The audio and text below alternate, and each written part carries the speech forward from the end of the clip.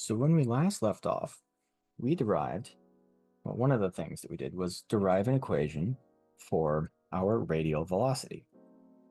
And there are four different elements to this equation. We have our gravitational parameter, so depending on what body we are orbiting. We have our eccentricity, depending on the shape of our orbit, our angular momentum, and our true anomaly angle. Three of these things are constant. They may be constants in motion or physical constants, but regardless, they will not change with time. The other one, theta, will. And we can use this to our advantage. Looking at when our theta is equal to 0 degrees, we see that we have no radial velocity because sine of 0 is 0. Similarly, if I write a theta much more cleanly, there we go, and we have our theta set for 180 degrees, our radial velocity is also going to be 0. This probably shouldn't surprise us. If we go back to the video where we first discussed it, we scroll down. There we go. That's a good place. We see that indeed, when theta is equal to 0 and 180 degrees, there are specialty cases here, the periaps location and the apoaps location. Unsurprisingly, if that is the furthest and closest to the host body that we are ever going to get in our orbit, it follows that our radial velocity is at an inflection point and will be at 0. That's a fancy way of saying that this holds no surprises for us. And we can use this to our advantage in determining something for our angular momentum. Now, I'm going to ask you to bear with me because I'm going to jump around between several equations, but it's all going to make sense at the end. Hopefully, I promise. Maybe. We had our angular momentum defined as our radius times our tangential velocity. Well, when our satellite is at periaps or apoaps, is at the periapsis or apoapsis, there is no radial velocity. So the tangential velocity is the velocity, which means that we can define, maybe if I use the right terminology, if we live at the periaps location and we're going at the periaps velocity, there we go, that will be the same as the apoaps location and the apoaps velocity. And this is what I mean when I say I'm going to jump from equation to equation. We can use this to our advantage in a different equation, specifically and I'm going to write it up here, the specific energy equation. I used specific twice in a sentence, back to back. Just looking at my notes, don't mind me. Minus mu over r. All right. So we can choose either our apoaps or our periaps, and I underlined them in the reverse order just to confuse you. Let's go with the periaps. So Vp squared over 2 minus mu over Rp. Very nice. So I'm gonna tell you what, I'm done making a mess up there. Let's make a mess down here now.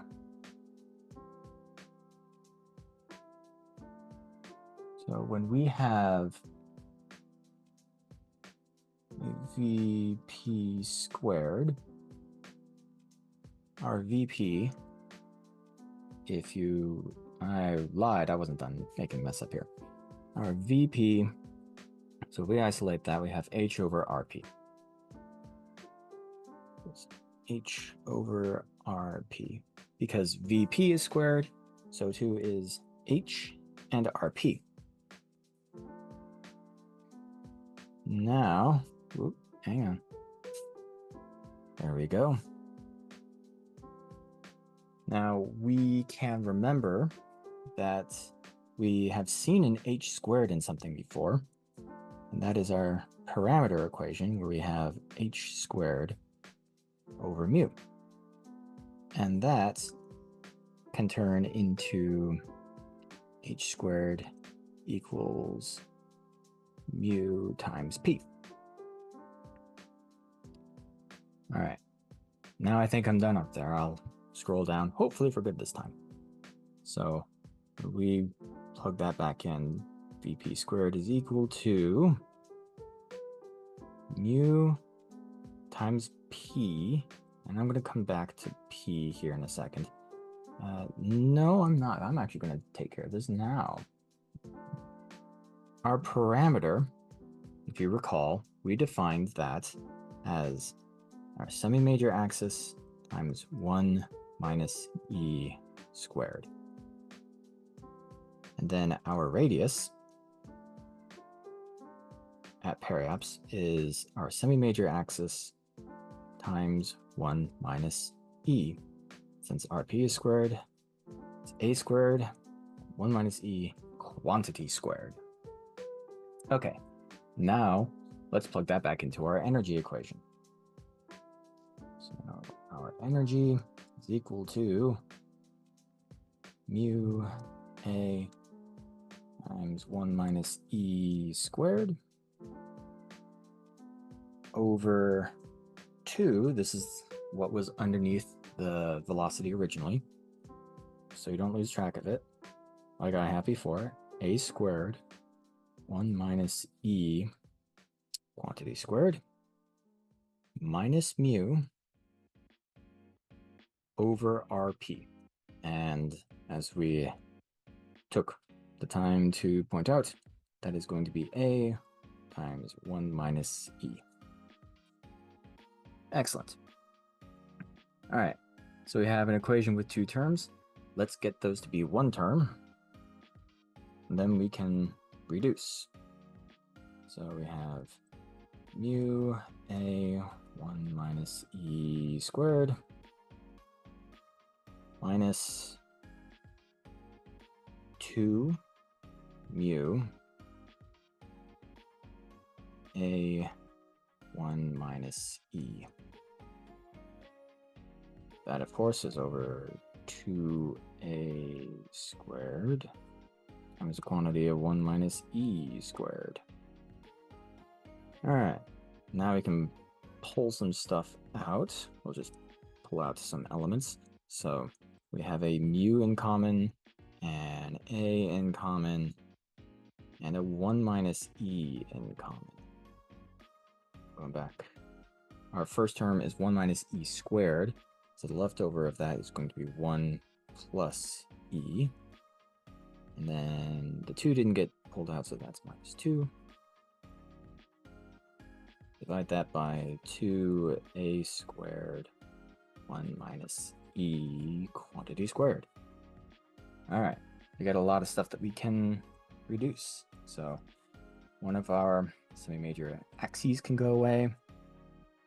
We can get rid of one of our 1 minus e's. Move down to the next line. Epsilon is equal to mu times, so 1 minus 2 is minus 1, minus 1 plus e. Tell you what, let's negate that. So minus the quantity 1 minus e over 2a 1 minus e. And behold, something simple. Epsilon is equal to minus mu over 2a. And that is definitely worth boxing in.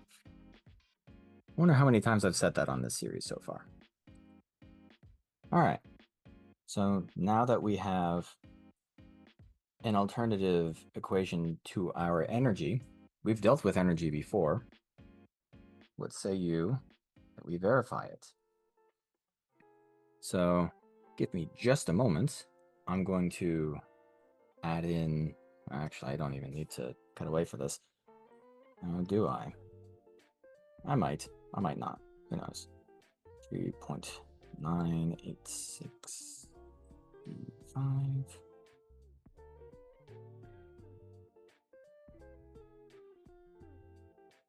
Size 20,000 kilometers. All right. Quite simply, when we plug it in, it's 3. That's not an 8, that's a 3. 8. 5. Kilometers cubed per second squared over 2. 20,000 kilometers. That cancels with one of the kilometers upstairs. We are left with 9.965 kilometers squared per second squared.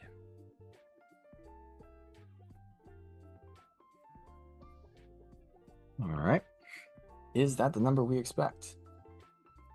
So we go to our orbital energy that we solved before. Did I pass it? I did. Where did it? There it is. Now that I've made everybody really dizzy.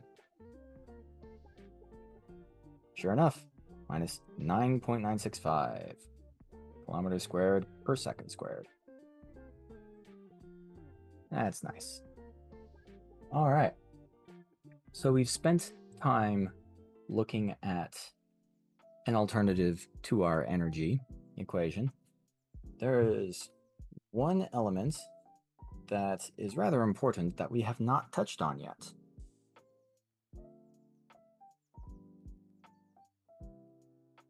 Periodicity.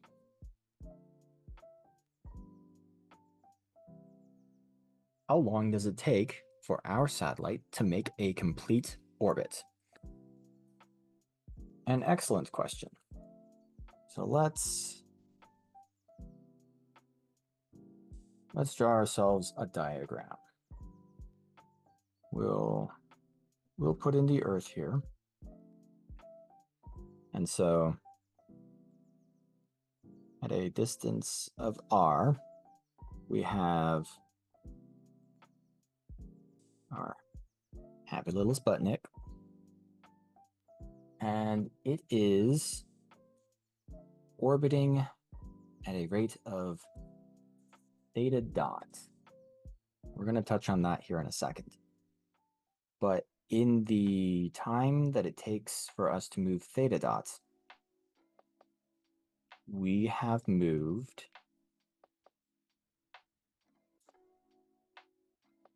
the theta degrees around our host body.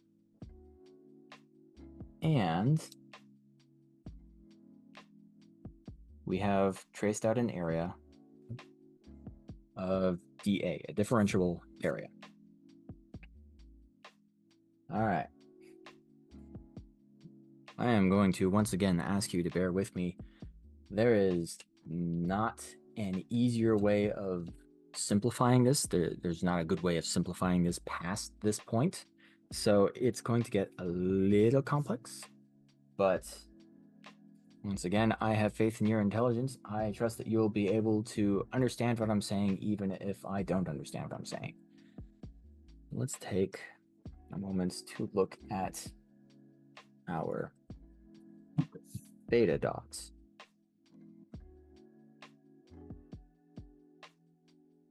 theta dot, we have dealt with that before. And that should be in this tab. Theta dot, right here. Sure enough. So we have our angular momentum times radius times theta dot. So if we solve for theta dot, we will have our angular momentum over our radius squared.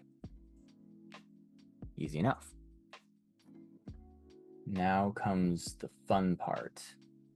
So let's blow this up a little bit.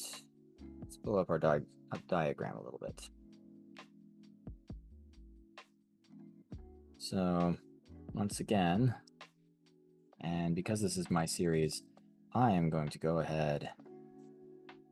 There's no need for me to do this, but I want to do this. Bringing Sputnik back. Welcome back, buddy. All right. So once again, we have at a distance of r from the center of our system, our satellite.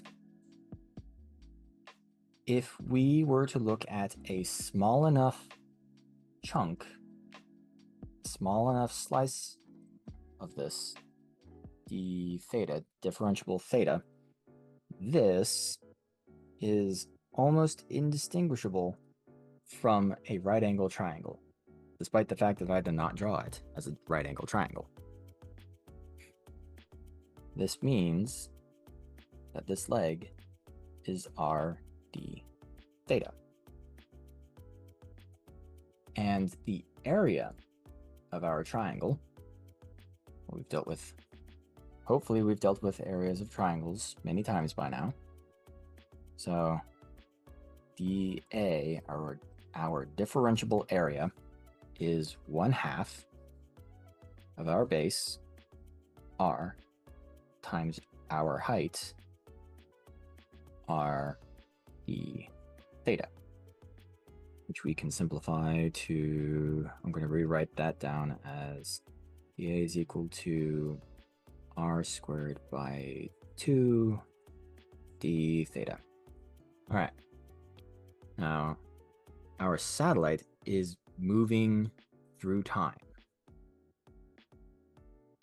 So if we were to look at this at a differentiable time, we now have our differentiable area rate and our differentiable angular rate. Our d theta, by the way, is theta dot. D theta dt is theta dot. Cool. So far, so good. So we see r squared times theta dot. We can rewrite this as dA dt equals h by 2. The rate of change of our area is our angular momentum divided by 2. It's half of our angular momentum. Which means that I think I misspoke earlier. There will be a card here about that.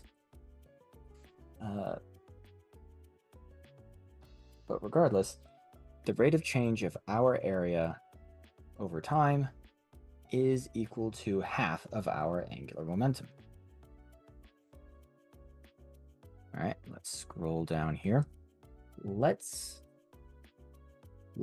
try to solve this for time, because we're interested in time. We want the periodicity, right? So dt, let's solve for dt, which means we invert h by 2 to become 2 by h. And then we tack on a dA at the end. Okay. Now, if we integrate over a time interval of an entire, well, maybe not a time interval. If we integrate over an interval of the entire orbit, because this is an interval, there is no constant of integration. So over an entire orbit, we have the time it takes for one period to occur. That is 2 over h. And then the area in question is the area of our ellipse, which is defined, so a circle pi r squared, pi times r in the x direction times r in the y direction. Okay, well, pi times r in the x direction. All right, that's, in this case, our semi-major axis.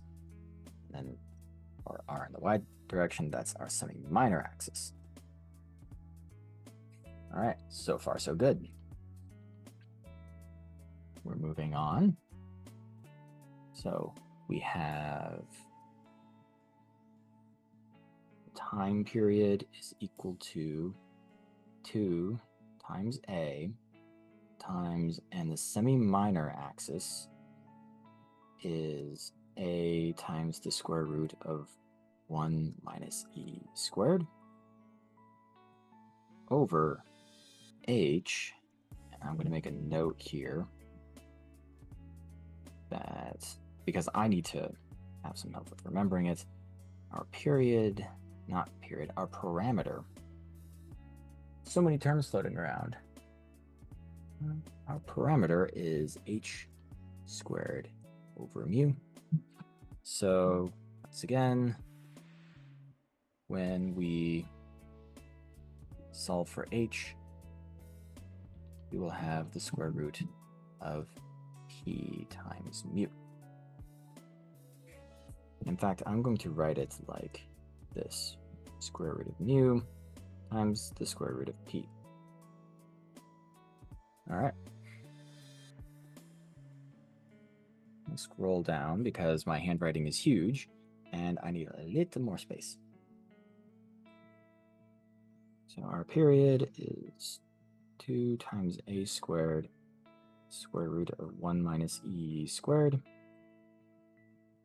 over the square root of mu times, and our parameter is a times 1 minus e squared, which I'm going to separate as the square root of a times the square root of 1 minus e squared. All right, that goes away, that goes away. We have a squared, so in exponent land, we have 2 minus 1/2. I'm just gonna, I'll write it like this. Period is 2. I lost track of the pi at some point. I'm realizing there's supposed to be a pi put in here. I didn't make it all the way through. Shame on me. Shame on me. There we go.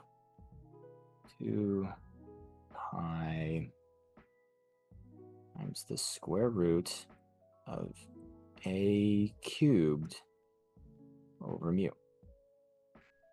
And if you play around with the exponents, if you decide to, you can verify that this is what happens with the exponents here, or you can take my word for it. It's up to you. Regardless, this is the equation for the periodicity of our orbit. Okay, so what is the period of our orbit? Glad you asked. Let's find out. So we have 20,000 kilometers as our semi-major axis, and we're going around the Earth, so 3.986 times 10 to the 5th kilometers cubed per second squared.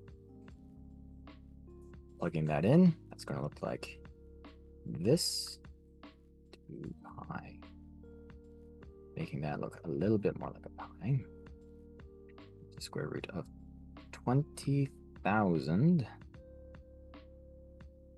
kilometers, and I'm going to bracket and not square it, but cube it over 3.986 times 10 to the 5th kilometers cubed per second squared.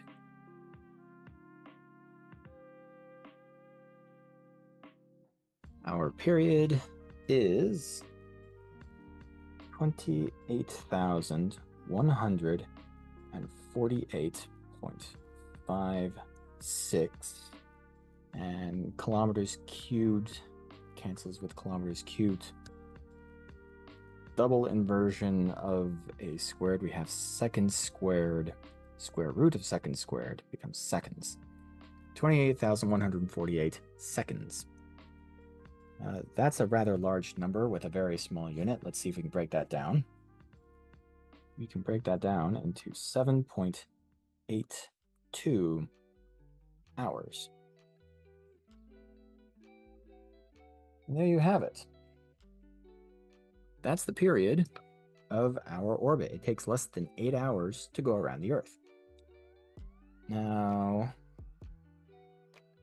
something to note for this equation is that we only care about what object we're orbiting and how big the orbit is.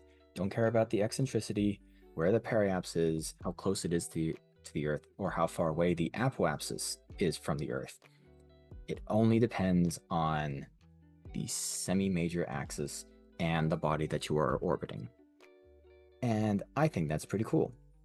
But regardless, that's all the time that I have for today. Thank you for your patience, and as always, thank you for stopping by.